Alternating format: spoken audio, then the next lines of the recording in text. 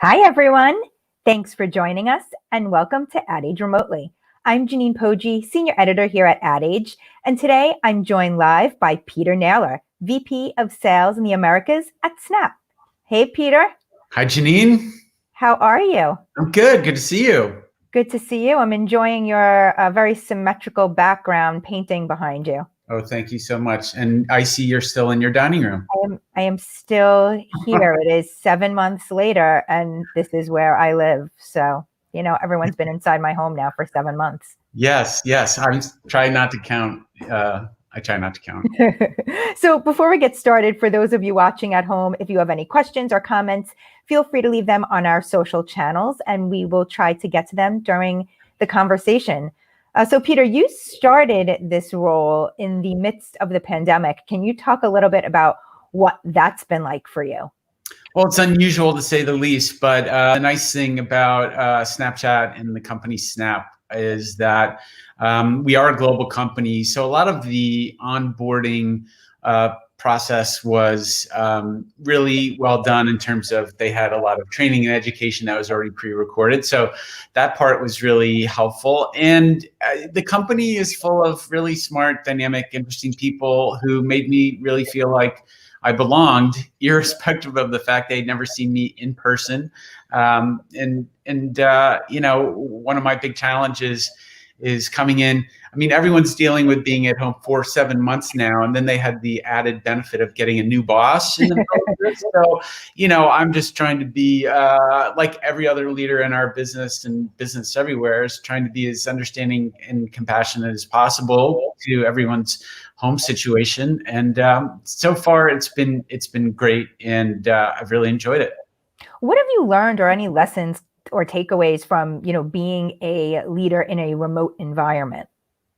Again, I think you got to be as forgiving as you can and understand that people will get to their work when they can. If you're caring for little kids or you have just difficult circumstances at home, you just got to understand that people will do the work when they can and trust them. The other thing is you can't underestimate the power of touching base with someone. I mean, you can maintain relationships over texts and snaps and Slacks and emails, but you can really build relationships when you're talking to someone either on the phone or video conference. It's not quite the same as face to face, but it's better than just text or pictures or whatever. So you can't get away from that. Have you actually met any of the Snap staffers in person yet? Yeah, I've met a handful. The interview process, I met some of my my colleagues, and then throughout it all, I've had a couple journeys into New York, into the office to meet with a few people. And I'm sheltering in place here in Bay Head, New Jersey, and there's some colleagues down around my area here in the Garden State. So we've gotten together too for some responsible, socially distanced cocktails, and it's been good. Are others going into the office yet? Are you guys mostly operating remote at this point? We're mostly operating remote, giving people the flexibility to work as they need to. And if people need to go in, they're allowed to go in, and the offices are as safe as we possibly can make them. But otherwise, we're maintaining a flexibility to win from home, as we call it. Not work from home, but win from home. Obviously, the ad world in particular is based, very much on relationships, networking, dining out, cocktails, all of that. Do you think we go back to that point, or what do you think the dynamic will be moving forward in like post-COVID world for sort of how the ad world has operated traditionally? Well, I think for maintaining relationships, we have figured out that you can maintain relationships over things like video conferences and phone calls and snaps and Slacks and emails and all that good stuff. I think the most challenging part is new business and new relationships. Like you think about agencies trying to win new business, and a big part of their checklist includes things like creative ideas, who's on the team, and then chemistry. Like chemistry is a big deal for doing new business, and it's hard to really establish a lot of chemistry unless you get face to face. So maintaining relationships, I think we'll see a lot less travel. For winning new relationships, I think that's when you'll see people getting on airplanes and going face to face. I mean, I greatly miss it, of course. I don't miss the planes, but I miss the interaction with my friends, colleagues, my my customers. It's it's strange days. Do you think you lose any sort of like sense of serendipity and, those chance meetings in the hall or kind of catching up with someone after the formal meeting is over while working remotely? Yeah, I think internally that's when my onboarding would have accelerated with those internal conversations, hallway conversations. Then externally, it's like advertising week in New York and in Europe and all that. And one of the benefits of going to a big conference or an event is not only going to the content, but to just see people, and you miss that opportunity. And I don't think anybody's figured out how to make that happen yet virtually, that serendipitous, oh my God, it's so great to see you, I didn't know you were going to be here kind of thing, which is really fun about going to these events. So I think there's opportunity for someone to innovate around that. Yeah. I'm Janine Poggi, and I'm here with Snap's Peter Naylor. Hi to those of you watching at home. We have Ian Gent, Pamela Sylvan, Centil M., Pravin Corey, Justin Gomez, Jennifer Donahue, Troy W., and Paul Conway. Thanks for tuning in. And we have, hi, Jen. Yeah, look at this audience we have for coming to hear from you. All right. We have a question from Kellyanne on LinkedIn. Since people are online so much more now, what has changed about your strategy for social media ads? Well, we absolutely have seen engagement go way, way up since the pandemic, and we're at new highs. If anything, I think people are more open to experimenting with some of our ad models. For example, we have commercial inventory, which is just what it sounds like. It's video ads within our original and our acquired content, and those are just conventional full screen video ads. But we also have a whole suite of performance marketing ads that I think even brand advertisers are now hungry for performance oriented metrics, and people are gravitating towards those. And then augmented reality, I mean, it's one of our strengths for sure. And at a point in time when, it's really hard to go to a retail outlet and try on apparel or, think of beauty, the beauty counter. No one's going and trying on beauty products, and here's a good example on the screen from Champs. And this is an experience where you can try on a pair of Nikes on your own feet, right? So you just point the camera at your own legs and feet, and all of a sudden you can see what the footwear looks like. And there's things like that which are really interesting. I think there might even be another example, if I'm not mistaken. Sally Hansen, for example, for their nail polish. You can try different nail polish colors on your own hand. And we've got other examples too, where, in May, when things were still very fresh. Oh, there's a Sally Hansen example. Looks great on my hand too, by the way.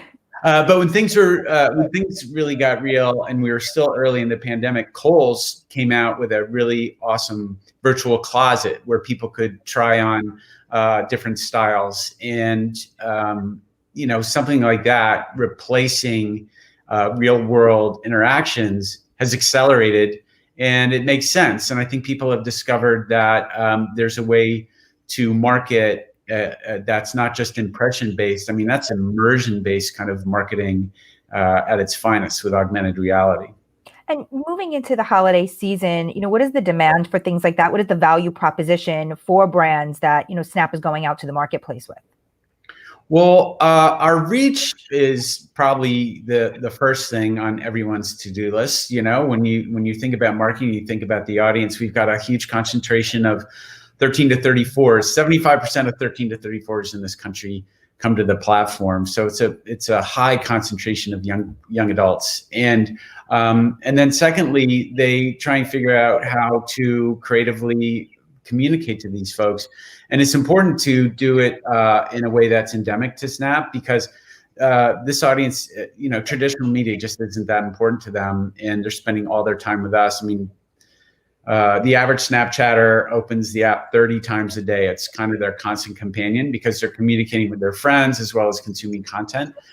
So when it comes to the content, one of the ways people are marketing Q4 is against those the ad unit we just simply call commercials, because we have Snap ads, we have interactive ads, we have AR, and commercials are within our original and acquired content. And if you're a Snap user, when you go into the interface, there's this section called Discover. And Discover, I keep talking about acquired content. So think partners like ESPN SportsCenter, NBC News, Daily Mail, Meredith Publications titles, Washington Post, Wall Street Journal, things like that. And then in addition to hundreds of content providers that are well known, we also have originals. So probably our best known original during the pandemic when it started was Will from Home with Will Smith. And that program was seen by 35 million people around the world. And we're going to continue to roll out originals. And you're seeing some sizzle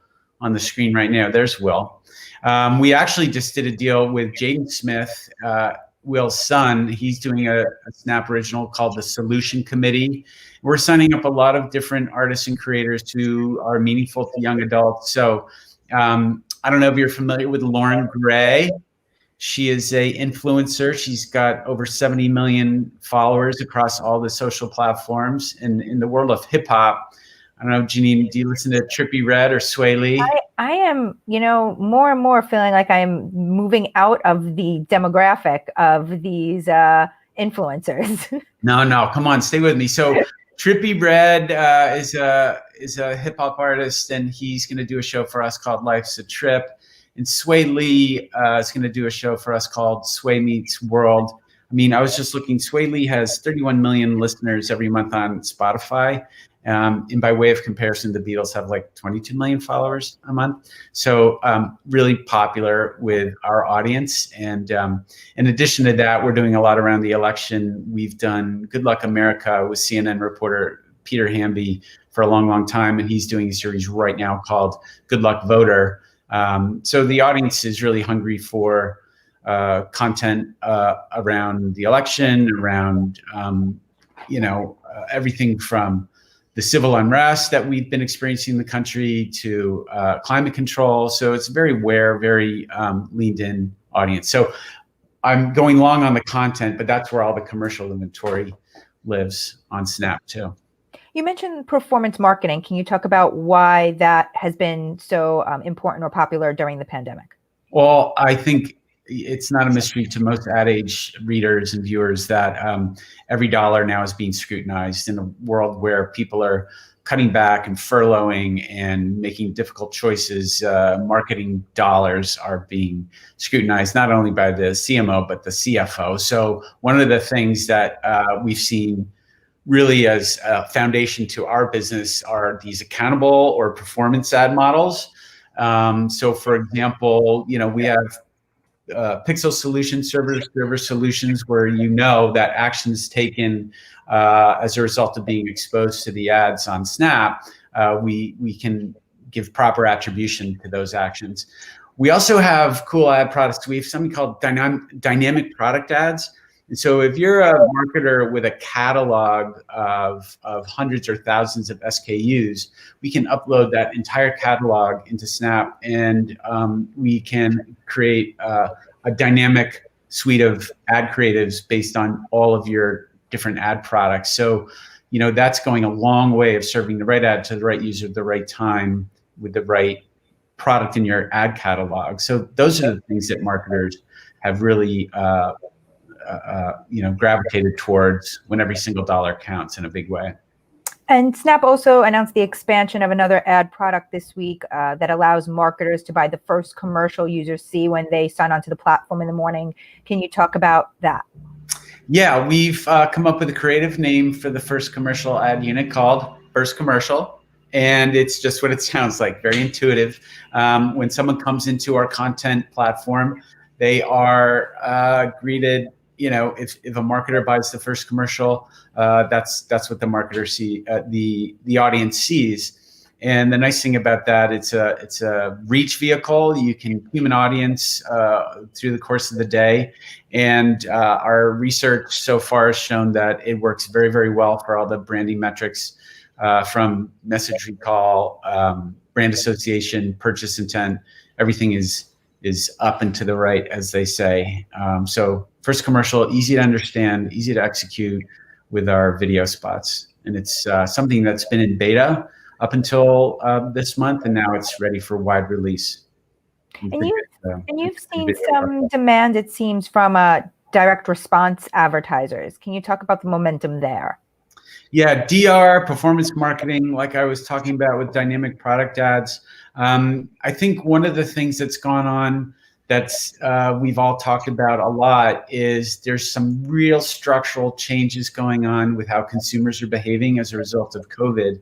And these structural changes just aren't going to go away. You know, the move towards streaming was already happening, but I think it really accelerated when people were at home. The move, you know, things that were already happening, like a decline in going to cinemas. Well, obviously that's accelerated because they're not only closed, but the idea of going to a cinema when the in-home experience has just gotten so much richer and superior, those things aren't going to change. The move to e-commerce, we've all figured out in no uncertain terms that e-commerce is really convenient and easy. And once you have people get really used to the on-demand fill in the blank, on-demand TV viewing, on-demand food delivery at home, on-demand retail, you know, that convenience isn't going to stop. And all of those marketers are now looking more and more towards anything that can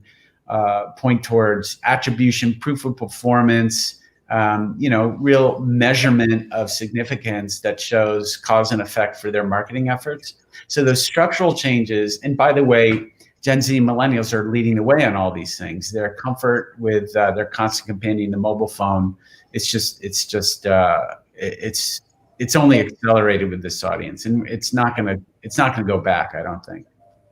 I'm Janine Poggi, and I am here with Snap's Peter Naylor, and we have a question from Ian on LinkedIn. Facebook just announced the ban on political advertising. What's your view on that? Look, at Snapchat, we do accept political ads, and we fact check them all. So I think there's a place for political advertising. They are part of the process, and our responsibility is to make sure that they're fact checked, and that's what we do. So we're going to continue to be in that business, and you'll see the ads talking to our audience, because our audience has a real ability to impact the velocity of what's going on with elected officials across the country, both nationally and locally. So it's a pretty good business for us, and we're trying to be as responsible as we possibly can. From a marketplace perspective, how have issues of other social platforms that are, you know, having issues with political advertising and other things impacted Snap? Like, what have you heard from brands in the marketplace around these concerns? Have they trickled over to the Snapchat platform? It's a great question. I mean, one of the things that separates us from our competitors is the fact that we don't have social metrics like shares or comments or likes, you know, those kind of mechanisms that really promote different kind of behavior. We've always been built on a foundation that this is a one-to-one platform where you talk to your friends in an authentic voice. The fact that it's an ephemeral platform where things disappear at instantaneously, or at most are kept for 24 hours, that allows people to be themselves. So many platforms are not as personal as we are. They're more presentation in their orientation. You know, you're presenting your best self in a picture or a post, or on other platforms, you're totally performing and you put a hashtag on it. And instead of it just going to your friends, it's going to a wide audience. We really have never had a quote unquote town square where people can spread lies or falsehoods or conspiracy theories. So when it comes to all the swirl that's been in the market around all those platforms, we've largely been able to separate ourselves because of how we were built. I mean, we're a bright, shining example of how you can use technology and curation to create a really safe and happy place for people to gather. I think that, brings up a question around brand safety and how Snapchat is thinking about controls and insights for brands, and content adjacencies, and, those things that marketers are concerned about. How are you addressing those things? Yeah, sure. So I'll go back a little bit. Our content platform is completely and totally curated. So if it's a one-to-many experience, it's curated from either trusted third parties, like all the brands that I said earlier, from ESPN to NBC News and everything in between, or it's a Snap original that we have created by choice. So that's brand safe. When it comes to again, some of the issues that other people have been suffering about conspiracy or falsehoods or hate, like, because we don't have any of those mechanisms to shout from a town square bad stuff, that's also kept us out of harm's way. And to make sure that we're transparent and following the best practices, we're a member of things like the Global Alliance for Responsible Media, otherwise known as GARM. And anytime we talk with marketers, we really make sure that they're comfortable with everything that we've recommended. And we haven't had a lot of problems with brand safety, unlike a lot of our competitors, everyone's working hard to come up with brand safe environment, but we were built brand safe from the get-go. Sure. We have a question from Irina on LinkedIn. Given how important the digital space has become during the pandemic, how does Snap plan to be accessible with their content? I'm not sure what that means. So, actually, we could talk a little bit about, I think when we talk about accessibility these days, a lot of the conversation has been about, making sure you're bringing in audiences, diverse audiences, and being accessible in the voice of content. But also, I guess, from an advertising standpoint, wanting to make sure that marketers have a place where they can reach more diverse audiences and be accessible in that way. So maybe you can talk about that. Thank you for expanding on the question. Right. So, Gen Z is the most diverse generation that's ever existed, and by and large, it's Hispanic people of color is pretty much half of the generation of young people, and they're totally leaned in, and we know that. So we have, especially around Snap Originals, embraced artists and creators who are reflective of the audience. So I mentioned before, a lot of creators we're working with, Jaden Smith, Sway Lee, Trippie Redd. I didn't mention a creator who I have met and really admire, MK Asante. He's done a couple series for us called Wild Black and Free Tuition, and we just greenlit the second season of Wild Black. So I think if you look at the slate of originals, you'll see that we are absolutely trying to speak to our audience who already is diverse and is pretty comfortable on our platform talking with us and with each other about these issues. And the fact that we've leaned so heavily into social issues, in particular the election, we've driven over 1.1 million new registrations this election season. Last election season, presidential race, we drove 400,000 new registrations. We're up over 1.1 million. And I'm pretty sure that number was like from last week, so it's probably 1.2. So we know that our audience is really politically aware and leaned in. So we're offering services like that to make sure that, we're meeting their needs. So hopefully that addresses the accessibility issue or question. I think that hits on it. We have a question from Safira on LinkedIn. What is Snap anticipating as the next relevant big trend in social media marketing? And how is Snap planning to remain ahead of the curve as it looks ahead? I talked about it a little bit, and let me go back to it, which is augmented reality. I think with the coming of, already we have a great foundation because every single person on Snap is on their phone because that's what we're built for. And the phone is famous for having the camera.